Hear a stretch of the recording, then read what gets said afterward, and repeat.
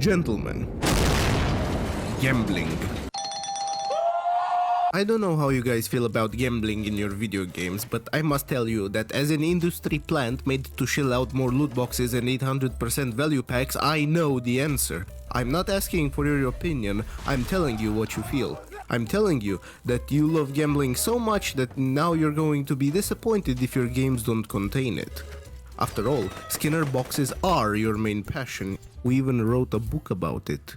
When you're feeling low, you will all flood the dopamine mines like Cantonese children, and you'll scavenge for the possibility of feeling good for 10 more minutes. After all, 99% of players give up before they win big. We at the soulless multi-billion-dollar company Omega Corp know that your dopamine receptors have been fried to all hell, and we will be damned if we don't sell you the solution at a markup.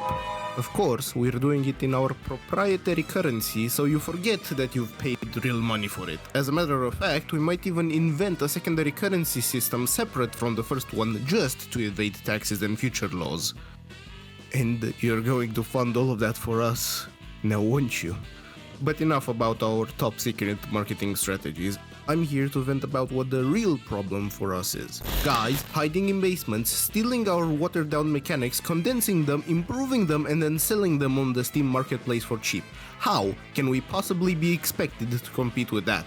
We'd never be able to beat indie games which are actually fun. Balatro was a mining canary, so to speak. A brilliantly executed game and a well-deserved winner of the Game of the Year title. But what it has done, and I really appreciate this, was that it opened the floodgates to some genre that I will dub the Gamblecore games. Aw, dang it! It's like we're returning to the roots of the oldest games on the planet. The only difference is that now, instead of losing our livelihoods from a bad spell of luck, we instead just have to press the reset button to end the run and return to having fun again.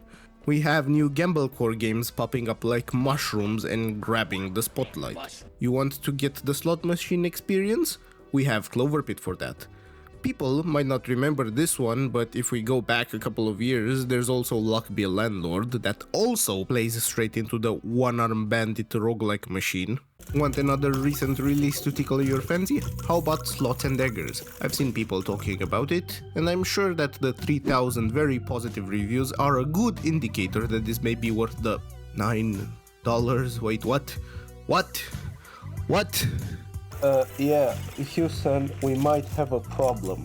How the fuck is Bloodlines supposed to compete with this? Jesus Christ, these gamers could afford all of these games for the price of our single one and then be left with enough to get Mackers. I have to get my golden parachute and pivot somewhere else really quickly. Hopefully, there's more room for me somewhere else. In any case, if you're tired of slots or poker cards, there's always more gambling to do out there. I don't know if it fits my new super specific genre, but we could throw buckshot roulette in there for a mix. And besides, there's other gambling that we haven't even touched. This video was inspired by the existence of Bingle Bingle. To hell with it. If we can play Russian roulette, then why not regular roulette? I think I'll bet on number 3. There's a decent chance that I'm going to hit it. And you know what else? I'll even roll 6 balls for good measure. That ought to make my bet work. Unsure if you're going to hit your bets? Giant ball. Now I can roll a quarter of the roulette at once. If Balatro was about customizing your deck, then this game is clearly about customizing your wheel and the balls that you want to roll on it. And there's a lot of layers here. You have to adjust the bets you will play, fulfill a quest that heavily rewards the synergy it's leaning into. There's passive bonuses, character abilities, and multiple kinds of shops. What's more, and I thank them heavily for this, there is no interest or economy in the shop. In this game, you miss 100% of the shots you don't take, so you have to spend your funds or you'll lose them. If anything, this gives your purchases even more weight. The value of one coin is much larger when you can't afford to hoard them up in the hundreds. Besides that, it follows the standard formula. You have to get bigger scores to defeat bosses in order to proceed. But there's nothing wrong with doing something that works, especially when you can do it well while adding your own spin to it in the process. Get it? Cause the ball spin. Oh, brother, this guy stinks! Moving on, how about coin pusher games? They're made to rip you off at the local real-life arcades, but here they're different. I've been waiting for this one for a while now. Rackcoin will still probably rob you of your time, but I can't overstate how joyful it is to play it. It's a physics-based wonder. You click a couple of coins here, throw a thing over there, and what? And then you ask yourself, what the fuck is happening? I actually stood up when I managed to stack so many coins on screen that my computer was starting to lag heavily. And you have to play fast in these kinds of scenarios, not only because the game encourages you through the combo mechanics, but because you don't want to splurge your coins all at once. Let me elaborate on this. I'm confident that my wolves have hunted enough bunnies to get the scores in the hundreds of thousands, but I will be damned if I'm overcapping one shop.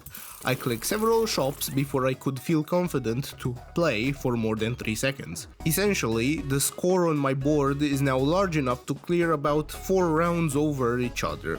So I need to quickly enter the store before any of my points go to waste. And it's so charming. Every pixel of love can be felt from the way my computer lags to the way tornadoes explode on screen. Also, the random polymorph that makes coins of the same rarity, I wanted more. There's not enough of it, and it keeps choosing the uncommon coins instead of the rare ones.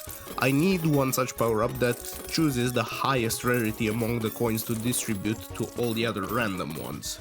And what's more, I need this game released, preferably now. Actually, preferably yesterday. The free demo on Steam is very good, but I've already burned through it, and I hunger for more satisfying synergies. Probably the best part in all of this is that I don't need to break the bank in order to enjoy these recent indie releases. It gives me hope that gaming is still in the hands of the teams that are passionate about making good games. Not that I was particularly worried, Silsong is out after all. Gaming is getting better and better. We are finding inspiration and innovation to surpass these shady products, and if I manage to make the whole of 3 people that see this try out at least one of those games I've mentioned, yes, I know who you are, Gar, then my job here is done. Thank you to anyone and everyone for watching, and thank you to Hip for helping me with rent this month. May thousands of watchers gaze upon your model.